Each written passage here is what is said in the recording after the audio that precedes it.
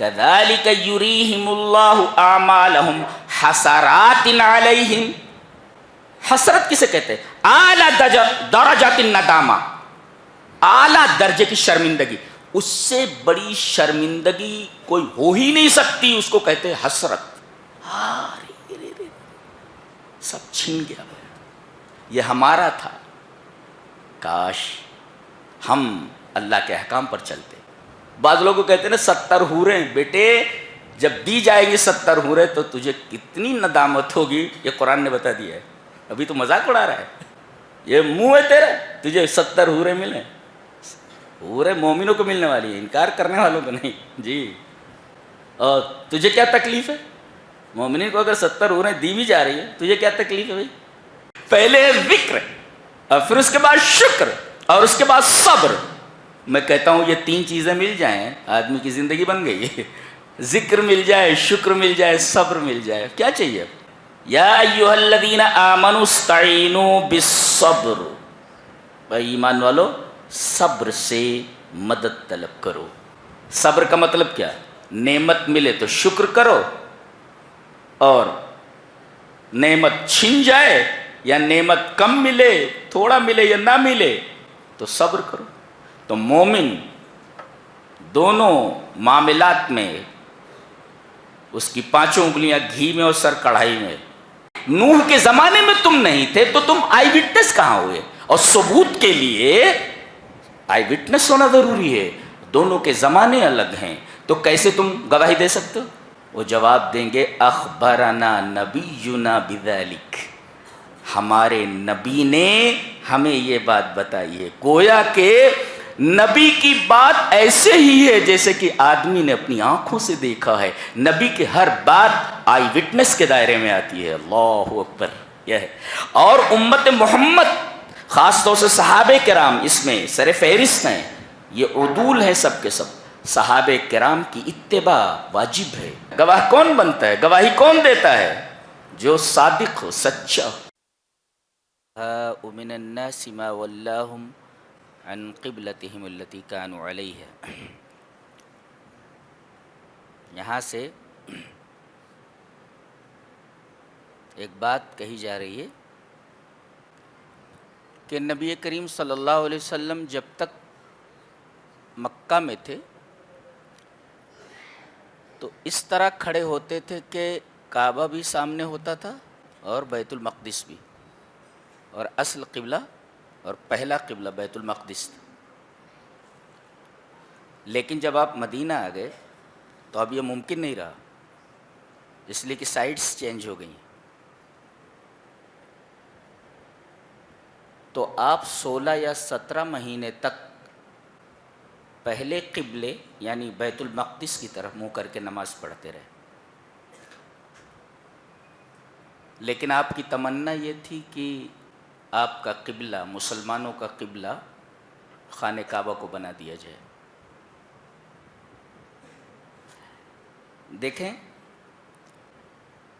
تمنا دل میں ہے کہ قبلہ بدل دیا جائے، لیکن آپ زبان سے نہیں کہہ رہے ہیں. قد نرى تقلب وجهك في السماء. ہم یہ دیکھ رہے ہیں کہ آپ بار بار اپنے چہرے کو آسمان کی طرف اٹھاتے ہیں. یعنی آرزو یہ ہے کہ قبلہ بدل دیا جائے. زبان سے آپ نہیں کہہ رہے ہیں، لیکن بار بار آپ اپنے چہرے مبارک کو آسمان کی طرف اٹھاتے ہیں کہ میں تو یہ چاہتا ہوں کہ قبلہ بدل دیا جائے، مگر میرا رب کیا چاہتا ہے. یہ اصل ہے. کتنی عجیب بات ہے نا، کتنی عجیب بات ہے. میں یہ چاہتا ہوں کہ مسلمانوں کا قبلہ میرا قبلہ خانہ کعبہ بنا دیا جائے. آپ زبان سے نہیں کہہ رہے ہیں، بار بار آپ اپنے چہرے کو آسمان کی طرف اٹھاتے ہیں کہ میں تو یہ چاہتا ہوں کہ قبلہ خانہ کعبہ بنا دیا جائے، میرا رب کیا چاہتا ہے. اللہ تبارک و تعالی نے آپ کی اس آرزو کو شرف قبول بخشا اور فرمایا فَلَنُوَلِّيَنَّكَ قِبْلَةً تَرْضَاهَا فَوَلِّ وَجْهَكَ شَطْرَ الْمَسْجِدِ الْحَرَامِ، آپ اپنے چہرے کو خانہ کعبہ کی طرف پھیر دیجیے۔ اب قبلہ بدل دیا گیا۔ قبلے کا بدلنا تھا کہ اعتراضات کی بھرمار ہو گئی۔ اعتراض کرنے والے تین طرح کے لوگ تھے، مشرکین یعنی پیگنز، منافقین ہپوکریٹس، اور تیسرے جیوز یہودی۔ تو مشرکین، منافقین اور یہودی، یہ تین اعتراضات کرنے والے تھے۔ کیا اعتراض تھا؟ یہ دیکھیں اس جملے میں ہے ما ولاہم عن قبلتہم التی کانوا علیہا، جس قبلے پر مسلمان تھے کس چیز نے ان کو اس قبلے سے پھیر کر خانہ کعبہ کی طرف پھیرنے کا حکم دے دیا؟ یہ ان کا اعتراض ہے۔ کس چیز نے پھیر دیا؟ سبب کیا ہے؟ اللہ تبارک و تعالیٰ نے ارشاد فرمایا کہ ایسے اعتراضات کرنے والے بے وقوف ہیں، دے آر فولس۔ نقطہ یہ ملا کہ کسی آدمی کو دیکھو کہ وہ اسلام کے کسی قانون پر اعتراض کر رہا ہے تو سمجھ جاؤ کہ اس کا دماغ خراب ہے، وہ بے وقوف آدمی۔ لہذا کوئی کہے اسلام میں پردہ کس لیے ہے، یو آر فول۔ اسلام کا یہ قانون ایسا کیوں ہے، یو آر فول۔ قرآن حکیم نے کہا سفہا، یہ سفیہ کی جمع ہے، سفیہ مینس فول۔ تو سیقول السفہاء من الناس، تو آپ لوگوں کو کنفیوز ہونے کی، پریشان ہونے کی ضرورت نہیں ہے کہ اسلام کے کسی قانون پر کوئی اعتراض کر رہا ہے۔ آپ ہنس دیں اور کہیں کہ تمہارے بارے میں قرآن کہہ چکا ہے کہ یو آر فولس، تم بے وقوف لوگ، اور پھر اس کا تحقیقی جواب دیا جا رہا ہے قل للہ المشرق والمغرب، مشرق بھی اللہ کا، مغرب بھی اللہ کا،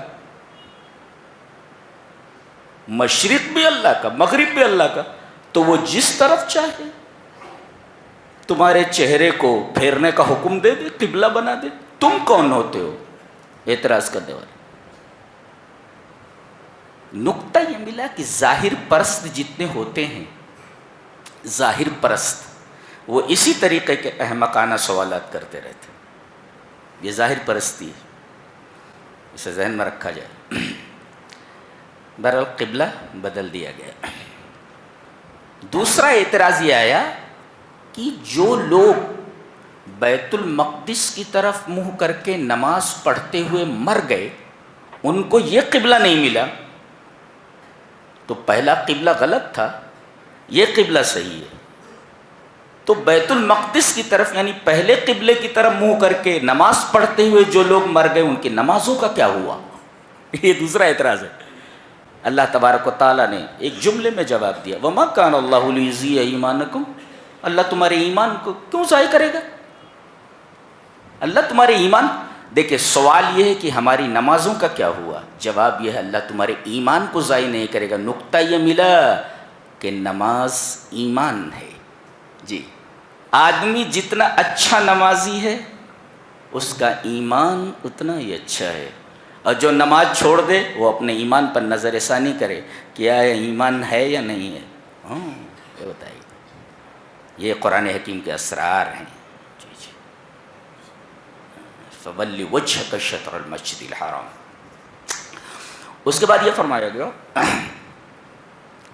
وَكَذَلِكَ جَعَلْنَا، بہت غور سے سنیں، متوجہ ہیں، وَكَذَلِكَ جَعَلْنَاكُمْ أُمَّةً وَسَطًا،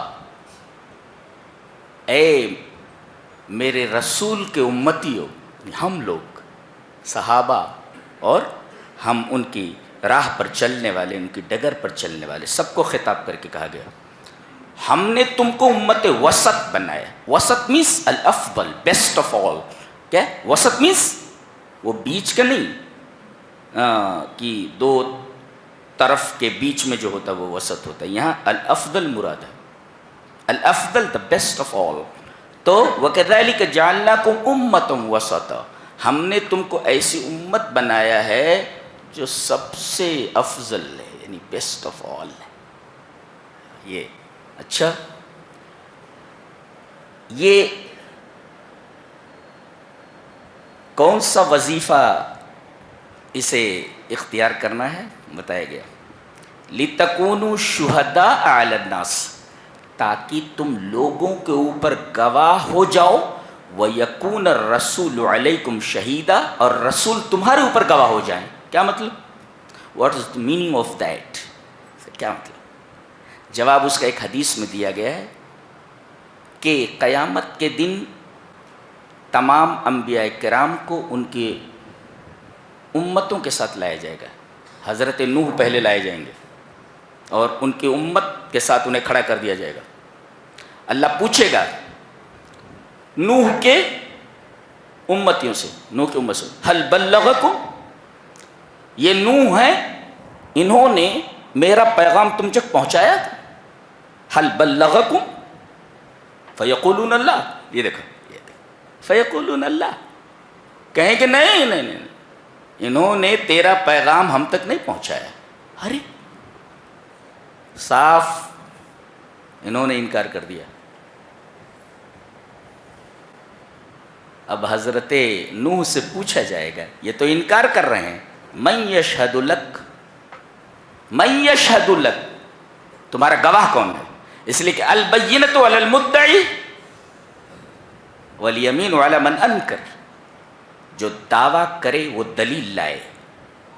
تو دعویٰ حضرت نوح کا یہ ہے کہ ہم نے اے ہمارے رب تیرا پیغام ان تک پہنچا دیا تھا. یہ دعویٰ ہے, دعوے کی دلیل چاہیے. البینۃ علی المدعی من یشہد لک, گواہ کون ہے؟ ثبوت کیا ہے؟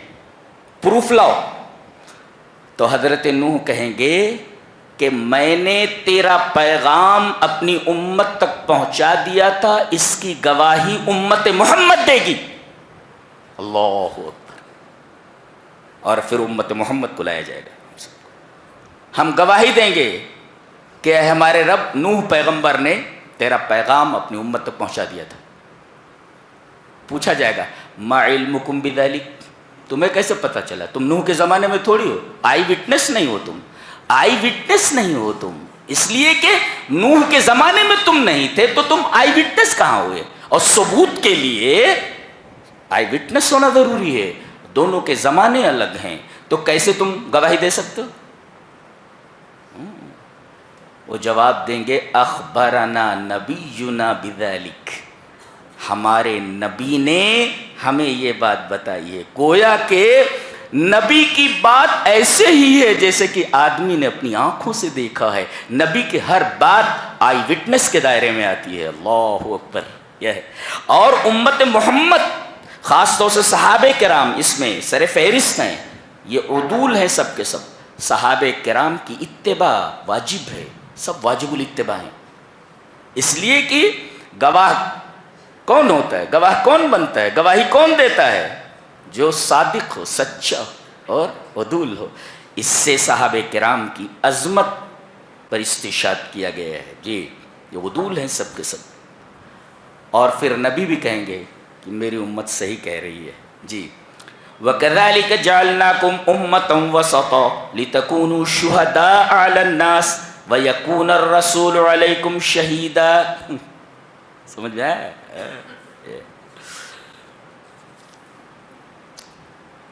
اس کے بعد ایک نکتہ بیان کیا گیا ہے, فَاسْتَبِقُوا الْخَيْرَاتِ, نیکی کے کاموں میں ریس کرو. چلو نہیں, ریس کرو. استباق کہتے ہیں ٹو ریس. ایک آدمی جا رہا ہے, اب آپ اس کے پیچھے دوڑیں اور اس کو پیچھے چھوڑ کر آگے نکل جائیں, اس کو کہتے ہیں استباق. ریس میں کیا ہوتا ہے؟ دوڑنے والے جتنے ہوتے ہیں, مقابلہ کرنے والے, ہر ایک دوسرے سے آگے نکلنے کی کوشش کرتا ہے. دیٹ از کالڈ استباق. فاستبقوا الخیرات. بعض اہل علم نے کہا من سبق فی الدنیا الی الخیرات فہو السابق فی الآخرۃ الی الجنات. جو دنیا میں نیکیوں میں سبقت کرے گا، پہل کرے گا، وہ سب سے پہلے جنت میں جائے گا۔ لہذا کوئی نیکی کا کام کر رہا ہو، واجب ہے آپ کے اوپر کہ اس کا ساتھ دیں، ریس کریں۔ اگر کوئی 10 روپیہ دے رہا ہے تو آپ 100 روپیہ دینے کی کوشش کر رہے ہیں، ریس کریں، آپ ریس کر رہے ہیں۔ فاستبقوا الخیرات، تو جو دنیا میں سبقت کرے گا خیرات میں، خیرات مانے نیکی کے کام، وہ جنت میں بھی سبقت کرے گا، یعنی سب سے پہلے جنت میں جائے گا۔ اللہ، یہ ذہن میں رکھا جائے، فاستبقوا۔ لہذا نیکیوں کے کام میں بڑھو نہیں، ریس کرو، ایک دوسرے سے آگے نکل جانے کی کوشش کرو۔ کیا کتاب ہے، پورا نظام حیات ہے، منہج شامل للحیات کلیہا، پوری زندگی کا ایک مکمل نظام دے دیا گیا ہے کہ ہمیں زندگی کس طرح گزارنی ہے۔ سبحان اللہ، ایسی کتاب دی گئی جس کو ہم نے تاقی نسیاں پر رکھا۔ جی، یہ صرف پڑھنے کی کتاب نہیں ہے، یہ سمجھنے کی کتاب ہے۔ بہت پڑھ لیے، بہت پڑھتے رہے، بہت سنتے رہے، لیکن سمجھ میں کچھ آتا نہیں۔ لہذا وہی رفتار بے ڈھنگی جو پہلے تھی وہ اب بھی ہے، اس لیے کہ ہم نے سمجھا ہی نہیں کہ کتاب کہہ کیا رہی ہے۔ دیوانوں کی طرح، پاگلوں کی طرح سن لیتے ہیں، بس ہے کیا وہ سمجھنا ہے۔ یہ جنتر منتر کی کتاب تھوڑی ہے، سن لی اور چلے گئے۔ ہدایت کی کتاب ہے، یہ اصولوں کی کتاب ہے، قوانین کی کتاب ہے۔ ایک آیت کو سمجھ لے 100 مرتبہ قرآن ختم کرنے سے بہتر ہے۔ جی جی، ابن قیم نے کہا ہے، آگے بتائیں گے انشاءاللہ۔ جی،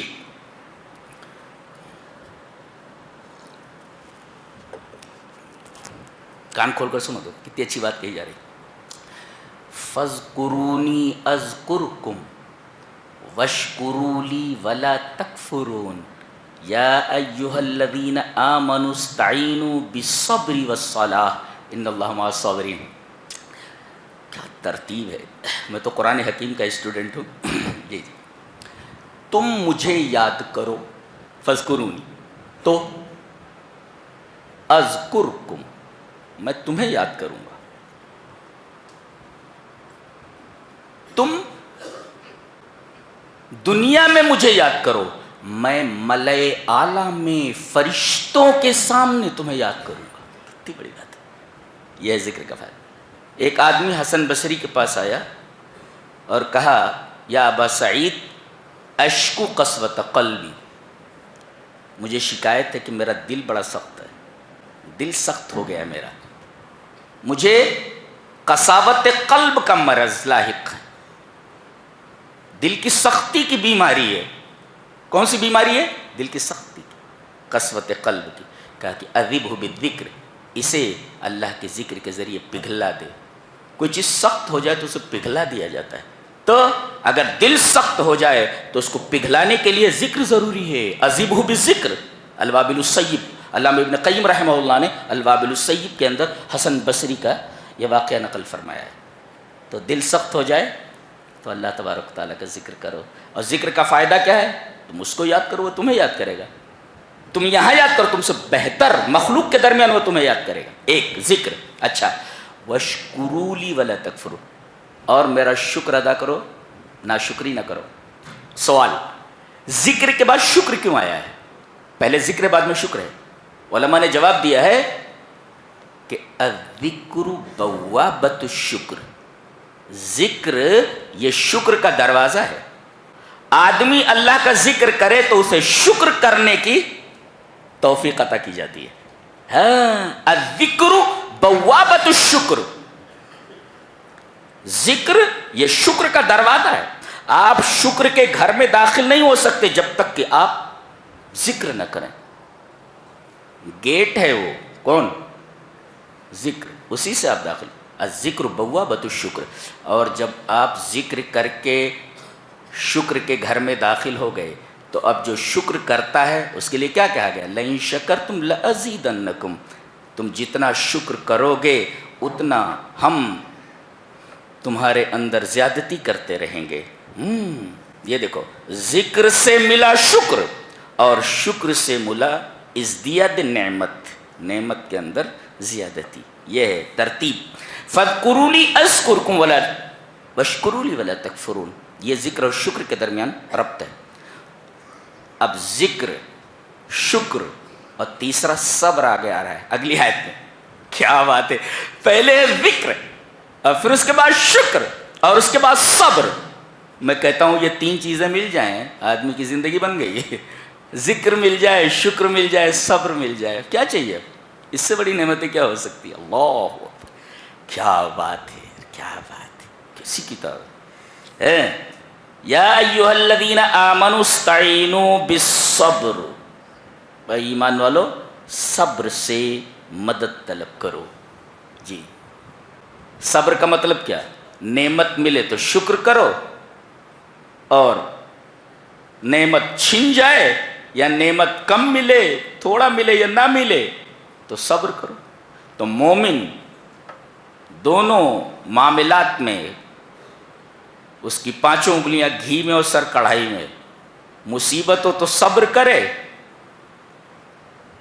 اور اگر نعمت ملے تو شکر کرے، اور دونوں میں مومن کا فائدہ ہے. سمجھ؟ اب دیکھو بڑی پیاری بات، ذہن کی گہرائیوں میں اس کو پیوست کرو، ڈالو اس کو، deep and deep and deep ڈالو اس کو. کیا؟ وَبَشِّرِ الصَّابِرِينَ، صبر کرنے والوں کو خوشخبری دے دو. کس چیز کی؟ الَّذِينَ إِذَا أَصَابَتْهُمْ مُصِیبَةٌ، جب صبر کرنے والے ایسے ہیں کہ اگر ان کو کوئی مصیبت پہنچتی ہے. مصیبت کسے کہتے ہیں؟ واٹ از مصیبہ؟ کل ما آذى المؤمن فهو مصیبہ. مومن کو جو چیز تکلیف پہنچائے، ہر چیز جو مومن کو تکلیف پہنچانے والی ہو وہ چیز مصیبت. تو جب انہیں کوئی مصیبت پہنچتی ہے تو کیا بولتے ہیں یہ؟ قالوا انا للہ و انا الیہ راجعون. پہلے یہ بولتے ہیں، پہلے ہم ان دونوں ٹکڑوں کا، یہ جو دو جملے ہیں، یہ انا للہ، it is the first sentence, and second is وَإِنَّا إِلَيْهِ رَاجِعُونَ. contains two sentences. دیکھو، بے شک ہم اللہ کے ہیں، یہ لام لام تملیک ہے، یعنی ہم سب اللہ کی ملکیت ہیں. ملکیت ہے. میں کہتا ہوں کہ یہ میری ملکیت ہے، یہ دس ہینڈ کرچیف از مائن، یہ دستی میری ہے، اب میری ہے نا. اب میں اپنے اس ملک میں جیسا چاہوں تصرف کروں، تو پھاڑ کر پھینک دوں. جب میں میری ملکیت ہے تو I can do whatever I want. Who are you to question me? تم کون ہو تو سوال کرنے والے؟ یہ چیز میری ہے، یہ میری ملکیت ہے، تو I can do whatever I want. Who the hell are you to question me؟ تم کون ہو تو سوال کرنے والے؟ Who the hell are you؟ کون ہو تم؟ تو رب تعالی کی ہم ملکیت ہیں، اور اپنی ملکیت میں وہ جس طرح چاہے تصرف کرے. کہتے ہیں فلسطین کے بچے مر رہے ہیں، اگر اللہ رحیم ہوتا تو بس یہ Who are you؟ Who are you to question him؟ اللہ سے سوال کرتے ہو تم کون ہو؟ اس کی ملکیت ہے، جس طرح چاہے تصرف کرے. تم کون ہو؟ ارے بھائی میری دستی ہے، میں پھاڑ دوں، پھینک دوں اٹھا کر کے. کوئی ماہر مصور ہے، بہترین پینٹنگ بناتا ہے، اور اپنی پینٹنگ کو اٹھا کر کے سمندر میں پھینک دے. Who are you to question him؟ آپ کون ہوتے اسے سوال کرنے والے؟ پینٹنگ اس نے بنائی ہے نا، پھینک دیا اس نے. تو وہاں کے بچے بھی اللہ کی ملکیت ہیں، وہ جس طرح چاہے تصرف کرے. Who are you to question him؟ اللہ سے سوال کرتا ہے. یہ جواب ہے اس کا، یہ جواب ہے اس کا. چلو ایک بچے کو زندگی دے دی گئی 70 سال کی، کتنے گناہ کر سکتا ہے وہ؟ امکان ہے کہ نہیں؟ بچپن ہی میں اسے موت دے دی گئی، اس نے کوئی گناہ نہیں کیا، سیدھے جنت ہے. تو اللہ تبارک و تعالیٰ صرف رحمان اور رحیم ہی نہیں، حکیم بھی ہے، اس کا ہر کام حکمت پر مبنی ہے. Who are you to question him؟ اور اسی بات کو قرآن حکیم میں کہا گیا، لا يسأل عما يفعل وهم يسألون. اللہ سے سوال نہیں کیا جائے گا وہ ایسا کیوں کر رہا ہے. ہذا عجیب. Who are you to ask him؟ ہماری اوقات کیا ہے رب تعالیٰ سے سوال کرنے کے لیے؟ انا للہ، ہم اللہ کی ملکیت ہے، اپنی ملکیت میں وہ جس طرح چاہے تصرف کرے. ایک دوسرے، بچہ مر گیا، واویلا کرنے کی کیا ضرورت ہے؟ اگر میں آپ کو یہ چیز دے دوں اور میری ملکیت ہو، اگر میں مانگوں تو آپ اگر صاحب ظرف ہیں تو آپ کو میری ملکیت چپ چاپ لوٹا دینی چاہیے اور افسوس نہیں ہونا چاہیے. جی ملکیت میری ہے بھائی، ہینڈ کچف میرا ہے، یہ میں نے دیا ہے آپ کو، ملکیت ہے میری، میں مانگوں آپ نہیں دیں گے؟ قالوا انا للہ، ہم اللہ کی ملکیت ہے، اور وَإِنَّا إِلَيْهِ رَاجِعُونَ، اور اسی کی طرف ہم لوٹنے والے ہیں. جی اسی کی طرف ہم لوٹنے والے ہیں. وَإِنَّا إِلَيْهِ رَاجِعُونَ، اور اسی کی طرف ہم لوٹنے والے ہیں. اچھا، جب آدمی یہ سمجھ لے کہ ہم سب کو ایک دن لوٹ کر کے جانا ہے تو وہ دنیا کی پرواہ کم کرے گا، اور جو مصیبت آئی ہے وہ مصیبت اس کے اوپر ہلکی ہو جائے گی. تتہاون علیہ مصائب الدنیا، اللہ اکبر، کہ ایک دن ہمیں یہ دنیا چھوڑ کر کے جانا ہے، چند روزہ زندگی ہے، تو اگر یاد کر لے کہ ہمیں اللہ کی طرف جانا ہے تو مصیبت جو آئی ہے اس کے اوپر ہلکی ہو جائے گی. اس لیے کہ مصیبتوں کا تعلق احساسات سے ہوتا ہے. بہرحال ایک فلسفہ ہے وہ. بہرحال قالوا انا للہ وانا الیہ راجعون، ہم اللہ کی ملکیت ہے. جی، اور وانا، اسی کی طرف ہمیں لوٹنا ہے.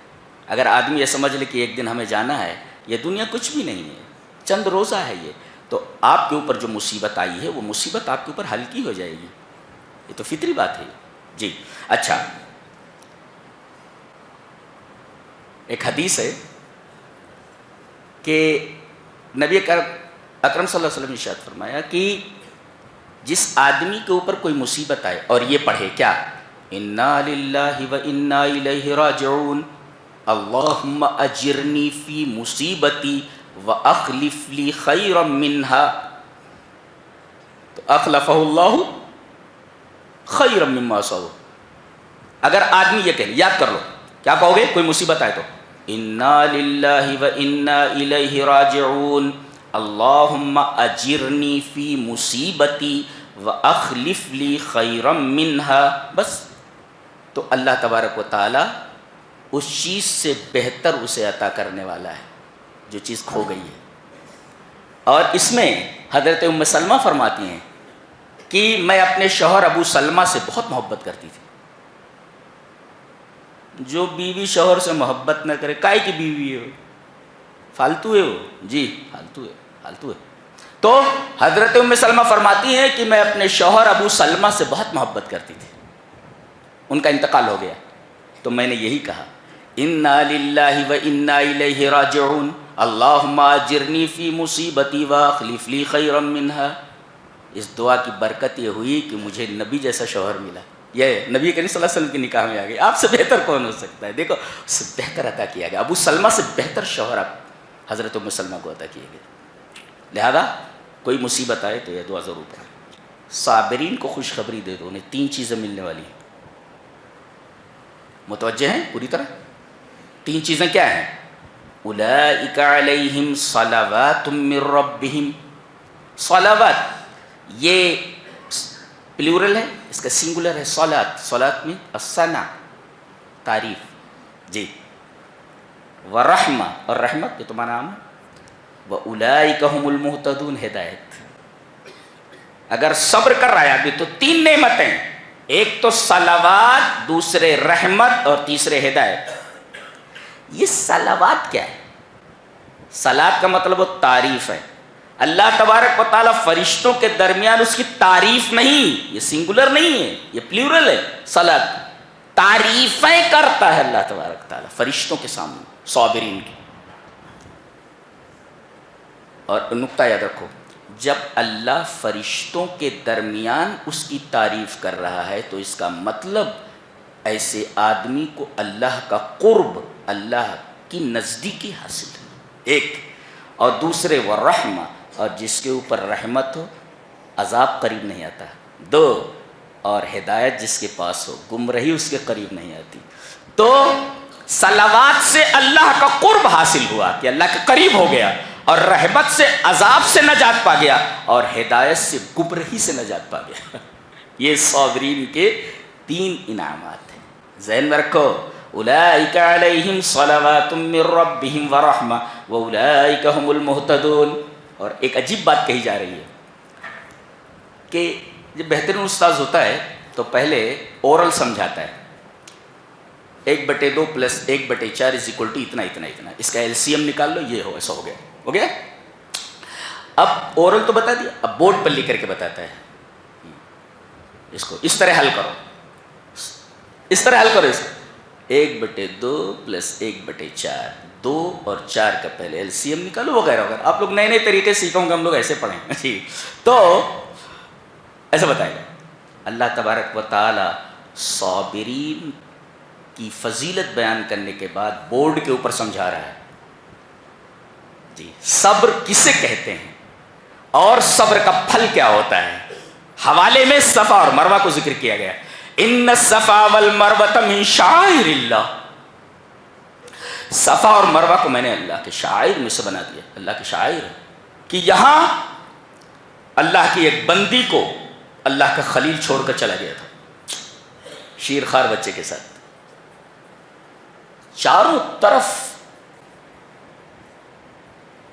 ریت ہی ریت, چاروں طرف پہاڑیاں ہی پہاڑیاں, پانی کہیں دکھ نہیں رہا ہے, کوئی آدمی نہیں دکھ رہا ہے, بے آب و گیاہ میدان ہے. اور بچے کو ہاجرہ کے حوالے کر کے حضرت ابراہیم جا رہے, پیچھے مڑ کر دیکھ بھی نہیں رہے, اس لیے کہ اللہ کا حکم ہے کہ وادی غیر ذی زرع میں چھوڑ کر کے آؤ اپنی بیوی کو اپنے بچے کے ساتھ. کیسا آدمی اللہ اور اللہ کا خلیل. جو بات کہی گئی سر تسلیم خان. ذرا کسی جنگل میں اپنی بیوی کو اپنے بچے کے ساتھ چھوڑ کر بتاؤ کہاں سے جگر لا ہو گیا ایسا.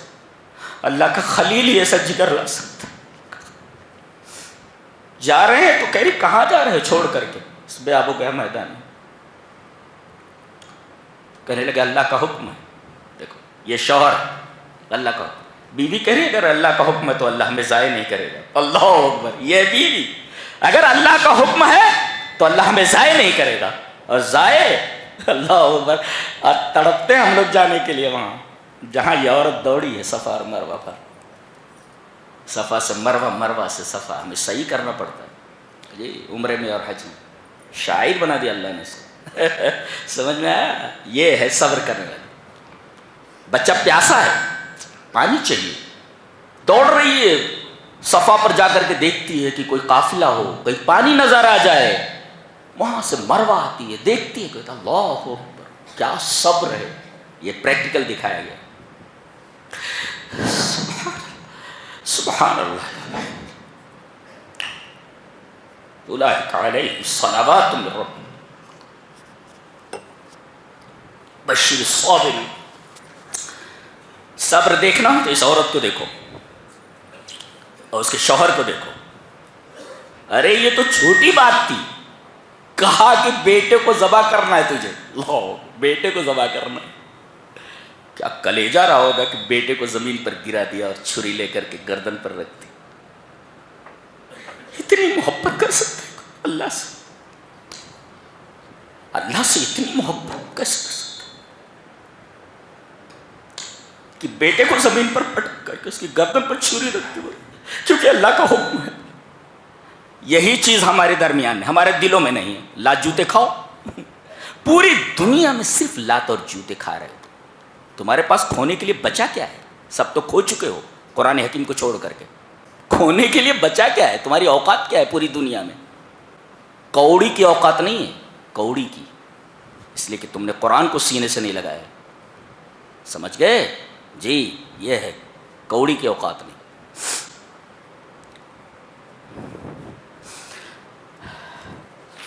آگے کہا جا رہا ہے وَإِلَٰهُكُمْ إِلَٰهٌ وَاحِدٌ لَا إِلَٰهَ إِلَّا هُوَ الرَّحْمَٰنُ الرَّحِيمُ. کیا بات ہے. تمہارا معبود ایک ہی معبود ہے اور وہی رحمان الرحیم.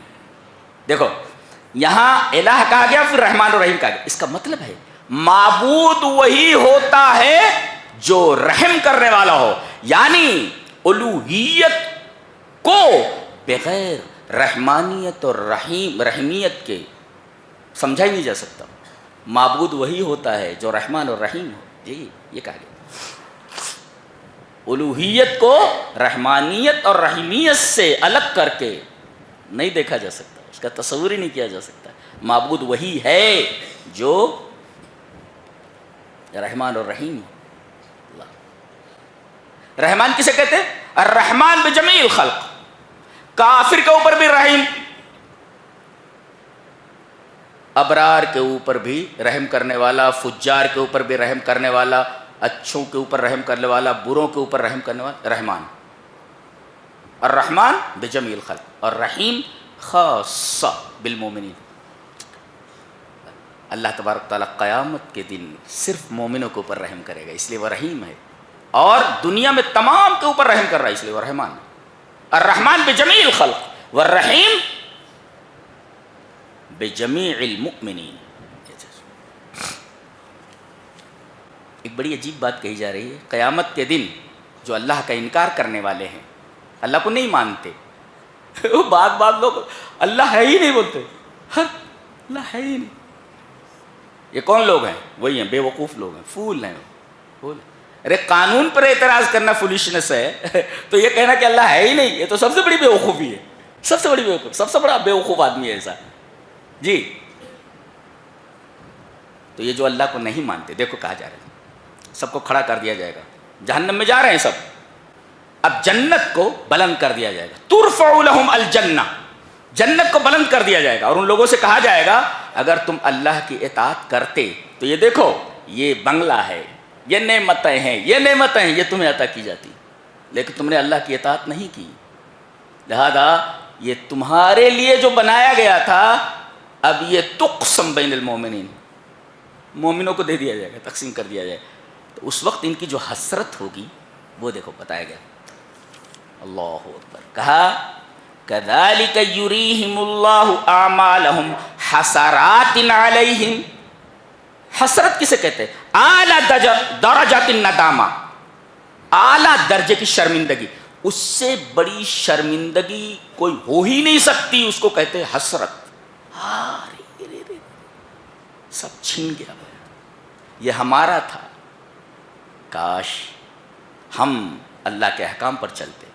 بعض لوگوں کہتے ہیں نا 70 حوریں، بیٹے جب دی جائیں گی 70 حوریں تو تجھے کتنی ندامت ہوگی، یہ قرآن نے بتا دیا ہے، ابھی تو مذاق اڑا رہا ہے، یہ منہ ہے تیرا تجھے 70 حوریں ملیں، حوریں مومنوں کو ملنے والی ہیں، انکار کرنے والوں کو نہیں، جی۔ اور تجھے کیا تکلیف ہے؟ مومنین کو اگر 70 حوریں دی بھی جا رہی ہے، تجھے کیا تکلیف ہے بھائی؟ تجھے کیا تکلیف؟ اس کے بعد یہ رمضان کا مہینہ ہے، اس کے بارے میں بات کی جا رہی ہے۔ یا ایھا الذین آمنوا کتب علیکم الصیام، ایک ہوتا ہے کتب لکم، یہ میں عام بات نہیں کرتا، وہ سب تقریر میں سنتے رہتے ہیں جی۔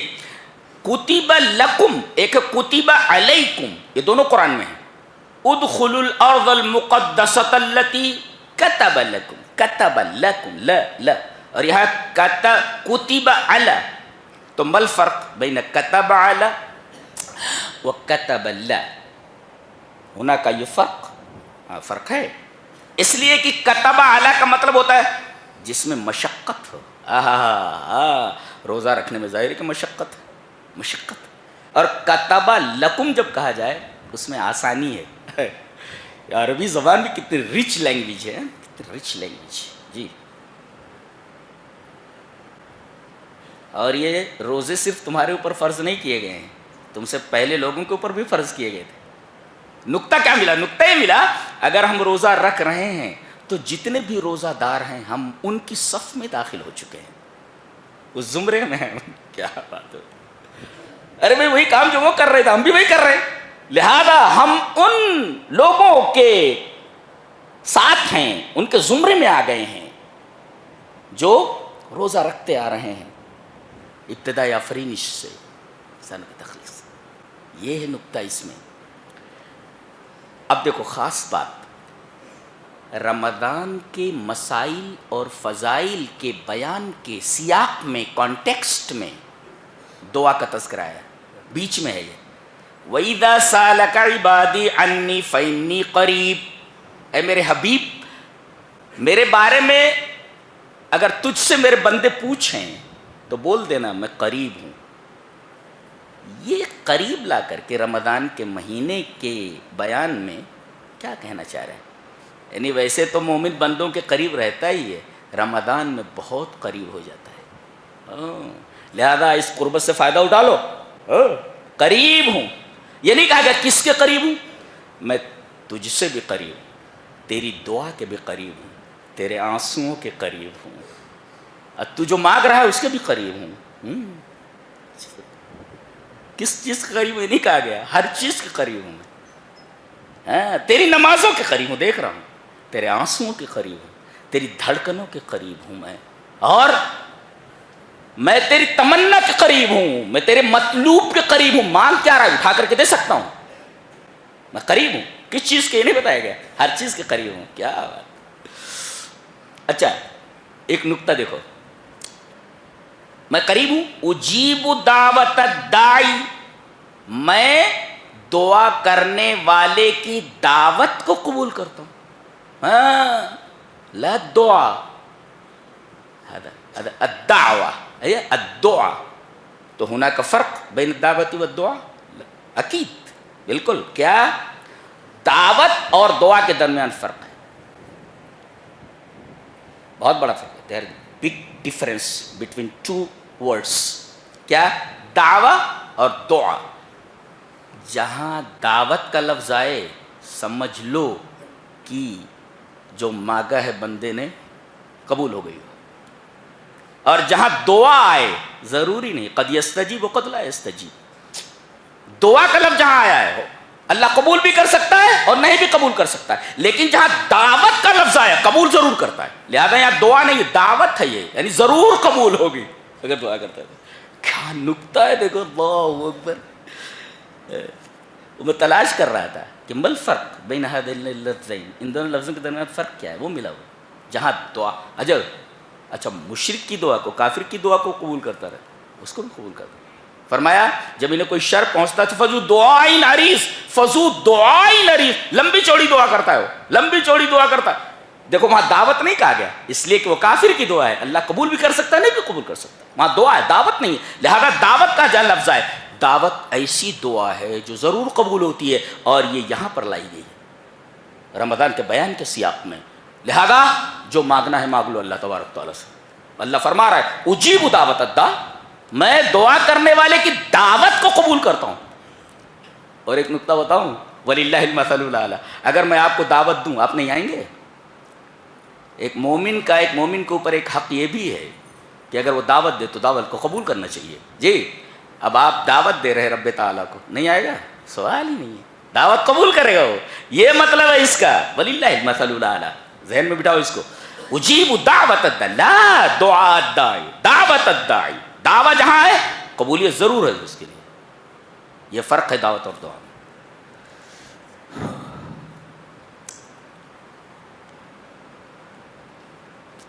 اس کے بعد کہا گیا ہے اس میں ایک عمل بڑا اچھا ہے، اعتکاف.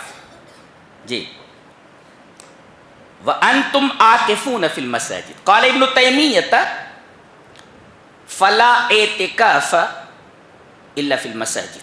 ابن تیمیہ نے فرمایا اعتکاف صرف مسجد میں ہوتا ہے. بعض مسالک میں عورتیں اپنے گھروں میں اعتکاف کرتی ہیں، هذا لا يجوز، اعتکاف نہیں ہوتا اس میں. ہاں مسجدوں میں اگر پردے کے ساتھ انتظام ہو تو عورتیں مسجد میں اعتکاف کریں. فتنے کا خوف ہو چھوڑ دیں، سنت ہے، فرض تو ہے نہیں. جی نیت کر لیں ثواب مل جائے گا انشاءاللہ. تو ایک چیز یہ ہے اعتکاف. اچھا اعتکاف سنت کیا ہے؟ رمضان میں آخری عشرے کا 10 دن یہ سنت ہے. کیا آدمی 1 گھنٹے 2 گھنٹے کا طواف کر سکتا ہے؟ جی ہاں هذا يجوز، جائز ہے.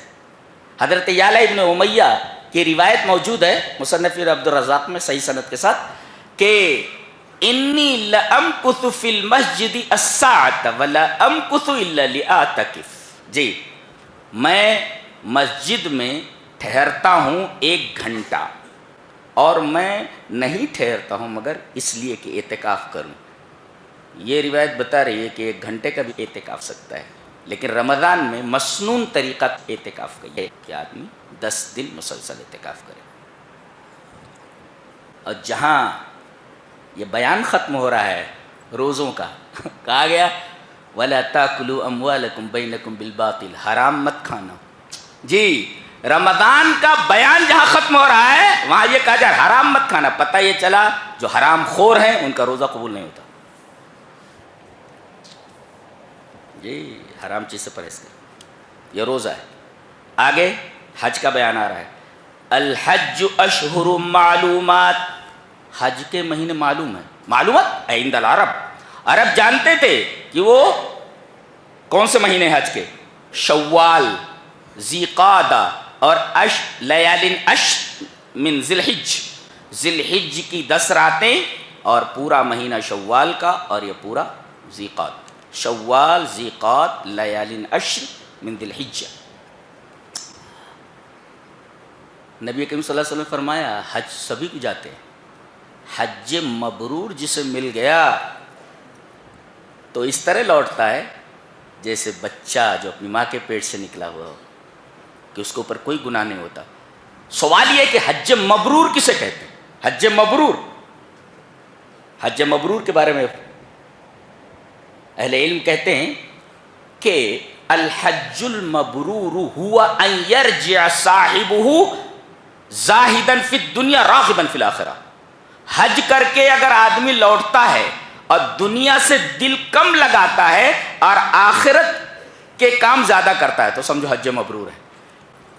بعض لوگوں نے کہا کہ حاجی صاحب حج کر کے آئے، نوکروں کے اوپر اور زیادہ سخت ہو گئے، یہ حاجی اس کا حج مبرور نہیں، وہی رفتار بے ڈھنگی جو پہلے، اب بھی وہی ہے، وہ کچھ حج نہیں ہوا اس کا۔ اور الحج المبرور لیس لہ جزاء الا الجنہ، اگر حج مبرور مل گیا تو اس کی جزا جنت کے سوا کچھ نہیں ہے۔ اور حج مبرور کی پہچان کیا ہے؟ ہوا ان یرجع صاحبہ زاہدا فی الدنیا راغبا فی الآخرہ، اگر آدمی کو دیکھو کہ لوٹنے کے بعد دنیا سے دل کم لگاتا ہے، آخرت میں مسجدوں سے اس کا تعلق زیادہ ہے، نیکی کاموں میں زیادہ، سمجھو اس کا حج مبرور ہے۔ لیکن اگر اس کا الٹا دکھو تو کہہ سکتے ہو روپے خراب ہو گئے اس کے۔ اس کے بعد کہا گیا اچھا حج کرنے کے لیے نکلتے تھے زمانے جاہلیت میں تو بھیک مانگتے رہتے تھے، راستے میں بھیک مانگتے رہتے تھے۔ بھیک مانگنا ایک قبیح فعل ہے، ارے بھائی پیسہ ہو توشہ ہو تو جاؤ نا، سفر کے لیے اخراجات تمہارے پاس ہو تو جاؤ، یہ بھیک مانگتے ہو جاتے تھے۔ پہلے یہاں کے بھی حاجی جاتے تھے تو مسجد خالد بن ولید ایسی مسجدیں دیکھتے رہتے تھے کہ جہاں مفت میں کھانا مل رہا ہو، مفت خور کہیں کے، تو فرمایا گیا کہ حج کے لیے جائے تو 2 توشے لے لیں، 2 توشے، کیا؟ وَتَزَوَّدُوا، زاد مش توشہ، پروویژن، پروویژن، تو وَتَزَوَّدُوا فَإِنَّ خَيْرَ الزَّادِ التَّقْوَىٰ، تو سب سے بہترین پروویژن یعنی take provision with you for the journey, اگر آپ سفر کر رہے ہیں حج کے لیے تو آپ کو پروویژن لینا ہے، توشہ لینا ہے۔ اب توشہ، the provision is of 2 types, 2 قسم کا ہے، ایک ہوتا ہے میٹیریل اینڈ اسپریچول، ایک ہے مادی یعنی پیسہ ویسا ہو تمہارے پاس، اور پیسہ ہونے کے ساتھ ساتھ دوسرا توشہ تقوی ہونا چاہیے، تقوی۔ یہ وتزود، یہ کتاب ہے، اللہ اکبر، کتاب، اسی کو چھوڑنے کی وجہ سے لات جوتے کھا رہے ہو، سب لات جوتے کھا رہے ہو۔ جب تک اس کے جڑو گے نہیں، یہ حکومت ایسا کر رہی ہے، فلاں نیتا ایسا کر رہا ہے، ویسا کوئی کچھ نہیں کر رہا ہے، تمہارے اعمال ایسے ہیں کہ تمہارے ساتھ یہی سلوک کیا جائے، تم خود اس کے مستحق ہو، ڈیزرو کرتے ہو، تم ڈیزرو کرتے ہو تم۔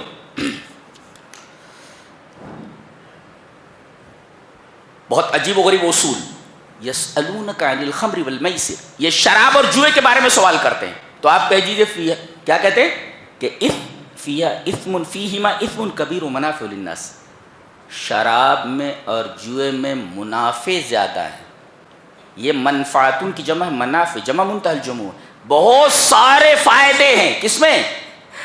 شراب میں، اور جوئے میں لگ گیا تو گیا، ہاں لگ گیا تو کروڑ پتی ہو گیا.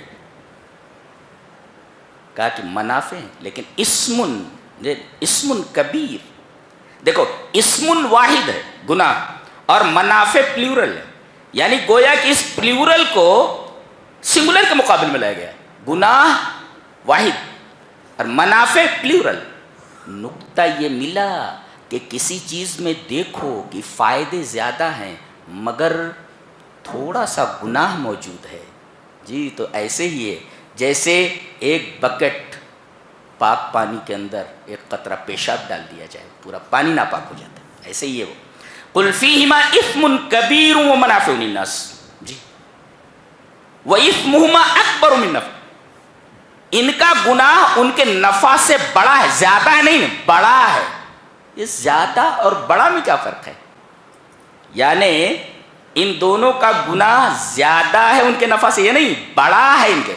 پتہ یہ چلا کہ یہ نہ دیکھا جائے کہ زیادتی کیا ہے، یہ دیکھا جائے کہ اس کا وزن کیا ہے، اس کی سنگینی کیا ہے. اللہ اکبر، یہ سنگینی کیا ہے. تو منافع کسی چیز میں زیادہ ہوں منافع، لیکن اس کے اندر اگر کوئی حرام کام آ گیا، کوئی گناہ کی چیز آ گئی تو منافع کو چھوڑ دیا جائے، تمام منافع کو چھوڑ دیا جائے. جی ایسے تمام دھندوں کے لیے یہ اصول ہے. کسی دھندے میں بہت زیادہ منافع ہیں مگر اس میں تھوڑا گناہ بھی ہے، پورے دھندے کو چھوڑ دیا جائے، اس لیے کہ یہ اس پانی کی طرح ہو گیا جو بکٹ میں ہے اور اس میں ایک قطرہ پیشاب ڈال دیا گیا. اس کے بعد کہا گیا کہ کوئی مومن لڑکا کسی کافرہ اور کسی مشرکہ لڑکی کو بھگا کر نہیں لے جا سکتا، شادی نہیں کر سکتا اس سے، جائز نہیں ہے. کہتے ہیں فلاں قوم کی ہے اور فلاں جو ہے سیکٹ کی ہے وغیرہ وغیرہ، تو ان سے شادی کر لیتے ہیں. لا لا لا لا يجوز. ولا تنكحوا المشركات حتى يؤمن. جب تک ایمان نہ لے آئے تب تک شادی کرنا جائز نہیں. جی جی. اب اصل چیز آئی، الطلاق مرتان. طلاق دو بار ہے. کیا مطلب طلاق دو بار ہے؟ یعنی عدت کے درمیان دو مرتبہ رجوع کا حق حاصل ہے، بس تیسری مرتبہ دے دیے گئی. الطلاق مرتان، آپ نے طلاق دے دیا، اب عدت میں ہے. اب اس عدت میں اسے، عدت کتنی ہے؟ 3 حیض. اس عدت کے دوران اگر آپ رجوع کر لیتے ہیں، ٹھیک ہے، دوسری مرتبہ آپ نے طلاق دے دی، پھر رجوع کر لیتے ہیں، اب یہی 2 مرتبہ ہے رجوع کا حق. تیسری مرتبہ آپ نے دے دیا، طلاق مغلظہ ہے، نکل گئی. اور طلاق کا ایک ہی طریقہ ہے سنت کا، کیا؟ جب وہ پاک ہو، پاکی کی حالت میں اسے طلاق دے دیا جائے یہاں تک کہ اس کی عدت جو 3 ہے سے ختم ہو جائے، بس. اب جیسے ہی اس کی عدت ختم ہوئی وہ کہیں بھی شادی کر سکتی ہے، اور اگر آپ اس سے پھر شادی کرنا چاہیں کر سکتے ہیں آپ. جی کیسے؟ پھر سے نکاح پڑھا لیں اور اسی طریقے سے نئی مہر کر لیں. نئی مہر اور نئے نکاح کے ساتھ اسے لا سکتے ہیں آپ، اس لیے کہ ابھی آپ کے 2 طلاق تو باقی ہیں نا، ابھی لا سکتے ہیں اس کو. جی یہ بہترین طریقہ ہے اور یہی شریعت میں. بقیہ ہر طریقہ طلاق کا بدعت، جیسے ایک مجلس کے اندر اگر 1 لاکھ بور دے طلاق طلاق طلاق، ایک ہی طلاق واقع ہوتی ہے. یہ ذہن میں رکھ لو. یہاں تو کہتے 3 گولی مار دیے، وہ گولی ہے، طلاق ہے وہ. یہ مثالیں نہیں چلتی ہیں یہاں پہ. 3 گولی مار دیا، تینوں لگ گئی. اور حلالہ لکھ لو، نوٹ اٹ ڈاؤن، اس کو اچھی طرح لکھ لو کہ دیر از نتھنگ سچ ایز حلالہ ان اسلام. اسلام میں حلالہ جیسی کوئی چیز ہے ہی نہیں. حلالہ ہے ہی نہیں اسلام میں. لوگ مذاق اڑاتے ہیں جبکہ اسلام کا کوئی تعلق ہی نہیں حلالہ سے. جی حلالہ ہے ہی نہیں سرے سے اسلام میں. لکھ لو، نوٹ اٹ ڈاؤن، اسلام میں حلالہ ہے ہی نہیں. ایک عورت مطلقہ ہو گئی، طلاق دے دیا آپ نے، اب عدت سے نکل گئی، اس کی شادی ہو گئی، کہیں اپنی مرضی سے شادی ہو گئی اس کی، اور اس کے بعد اب وہ شوہر طلاق دے دیتا ہے کسی وجہ سے، اب آپ کے لیے جائز ہے. یہ ہیلا کر کے کہ طلاق دینے کے بعد خود کسی سے کرواؤ اور کہہ دو 2 دن کے بعد اسے طلاق دے دینا، اس کا تصور اسلام میں نہیں، حلالہ ہے ہی نہیں اسلام میں. نوٹ کرو اس کو، مذاق اڑاتے ہیں اسلام میں حلالے کا، حلالہ ہے ہی نہیں. یہ جن لوگوں نے اس کو صحیح کہا ہے انہوں نے اسلام کا مذاق بنایا ہوا ہے. دوسرے لوگوں کو اعتراض کا موقع اس وجہ سے مل رہا ہے، حلالہ اسلام میں ہے ہی نہیں. اور طلاق کا ایک ہی طریقہ ہے، پاکی کی حالت میں ایک طلاق دے کر چھوڑ دیا جائے یہاں تک کہ 3 حیض گزر جائیں. مطلقہ کی عدت 3 حیض.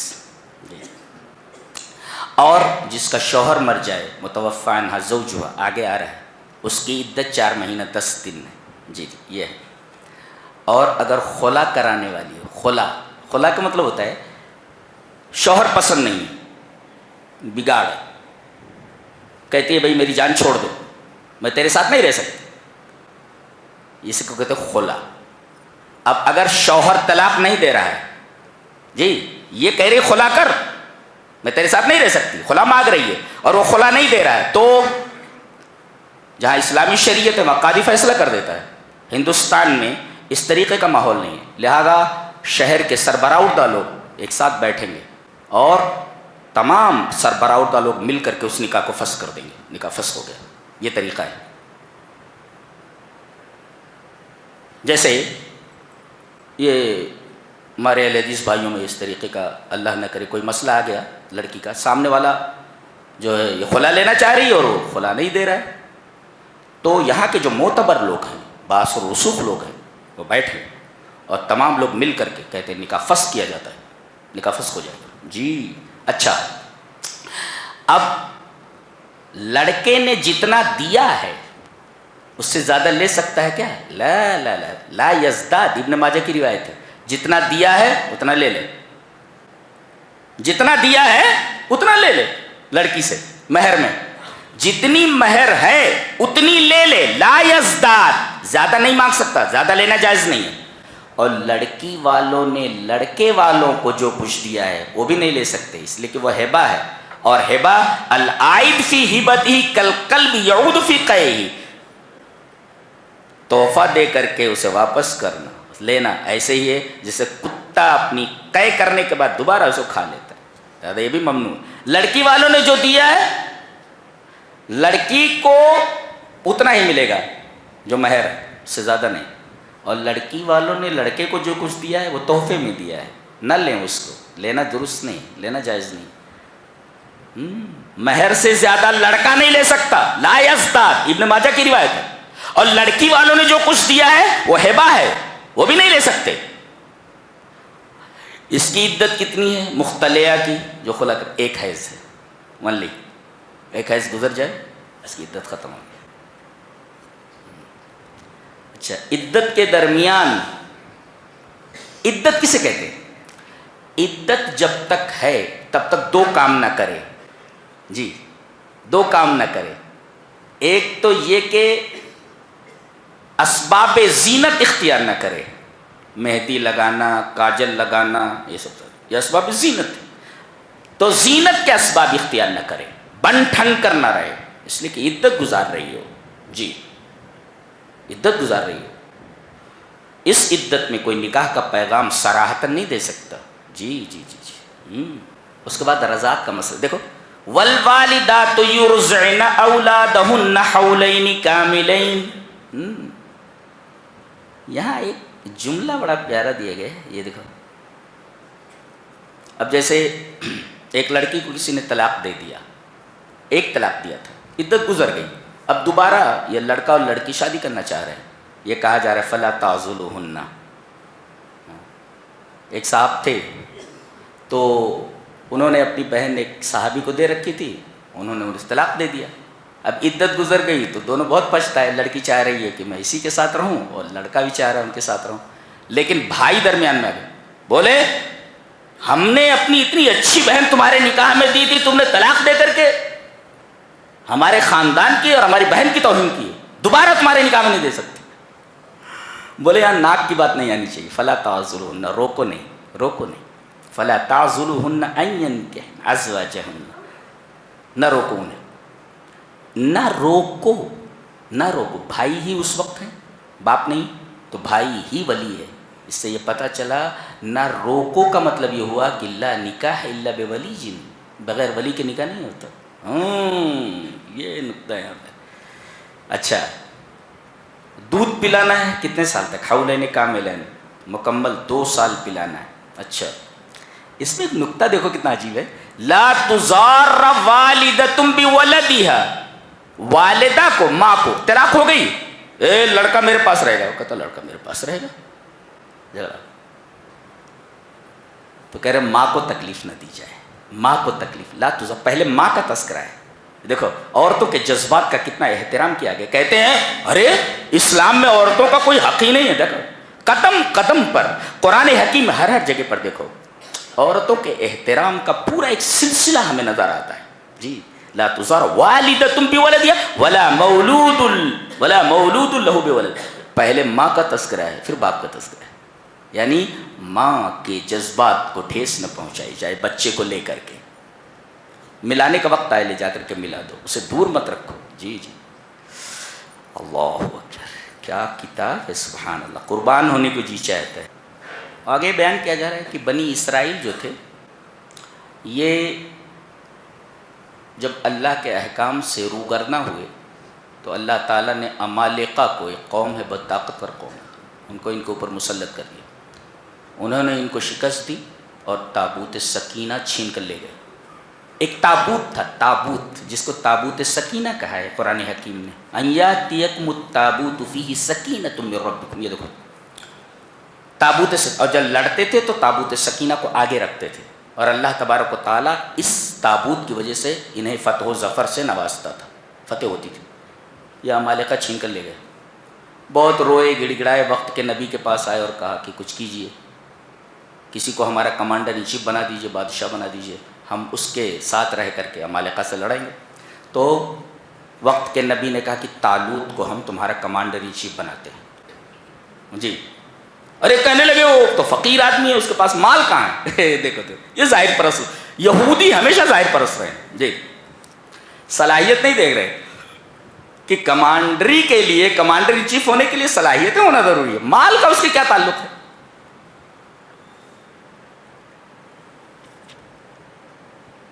کہنے لگے انا یکون له الملک علینا, ہمارے اوپر اسے کمانڈر کیسے بنا سکتے ہیں. ونحن احق بالملک منه ولم یؤت سعۃ من المال, اس کے پاس مال ہی نہیں, فقیر آدمی طالوت. قال ان اللہ اصطفاہ علیکم وزادہ بسطۃ فی العلم والجسم, اس کے پاس لڑائی کا ٹیگ بھی ہے اور طاقتور بھی ہے. یہ 2 چیزیں جو مطلوب ہیں لڑائی کے لیے وہ اس کے اندر موجود ہیں. نقطہ یہ ملا کہ جو جس صلاحیت کا مالک ہو اس کو وہی عہدہ دیا جائے. اب کسی سبزی بیچنے والے کے ہاتھ میں آپریشن تھیٹر کا ٹیبل دے دیا جائے, کیا کرے گا, مریض کو مار ڈالے گا. تو جو جس صلاحیت کا مالک ہو اس کو اسی عہدے پر رکھا جائے. جی جی جی,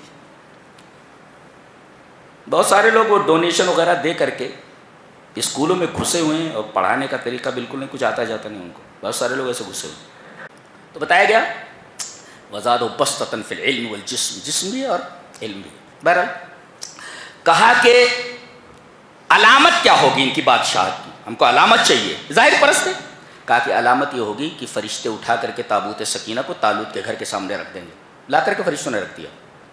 ہاں, اب یہ ظاہر پرست تھے. انہوں نے ایک دفعہ کہا بھی لن نؤمن لک حتی نری اللہ جہرۃ, ہم اللہ پر ایمان لا ہی نہیں سکتے جب تک کہ ہم اپنی آنکھوں سے نہ دیکھ لیں. یہ ظاہر پرستی ہے. یہ یہود یہ ہمیشہ ظاہر پرست رہے ہیں, یہ ظاہر پرست رہے ہیں. رکھ دیا گیا لا کر کے تابوت سکینہ. تابوت, اچھا ٹھیک ہے, آپ کمانڈر ان چیف بنا دیے گئے. یہ تابوت سکینہ, اس سے تبرک حاصل کرتے تھے. ہمارے ہاں تبرک کے بہت سارے سلسلے ہیں. نالین مبارک, قدم مبارک, پنجہ مبارک, اور نہ جانے کتنی کتنی مبارکات. یاد رکھیں اصول. نبی, خالی نبی, جیسے ہمارے نبی جناب محمد رسول اللہ صلی اللہ علیہ وسلم, بدنہ الشریف, آپ کا بدن مبارک, او لامس جسدہ الشریف, اور جس چیز کو آپ کے بدن سے ملامست حاصل ہوئی. مثلا نبی کریم صلی اللہ علیہ وسلم کے بدن سے، آپ کے بدن سے تبرک حاصل کیا جا سکتا ہے. جی، جب آپ بال کٹواتے تو لوگ بال لیتے تھے تبرک طور. بعض عورتیں آپ کا پسینہ لے لیتی تو خوشبو کے طور پر استعمال. اللہ اکبر، ہمارا نبی کیسا تھا.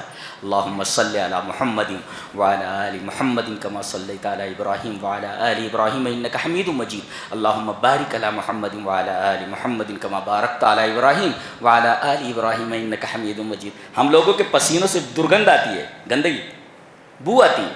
آپ کا پسینہ کیسا تھا؟ عورتیں اسے شیشی میں جمع کر لیتی ہیں تو خوشبو کے طور پر. سبحان اللہ، نبی کیسا ہے ہمارا. درود پڑھتے رہو ہیں، بہت زیادہ درود پڑھو. جی، تو آپ کا پسینہ کیسا؟ آپ کے پسینے سے تبرک حاصل کیا جا سکتا ہے. تھوکتے تھے، اب تھوک ہاتھ پر لے لیتے تھے لوگ، جی بدن پر مل لیتے تھے. سبحان اللہ.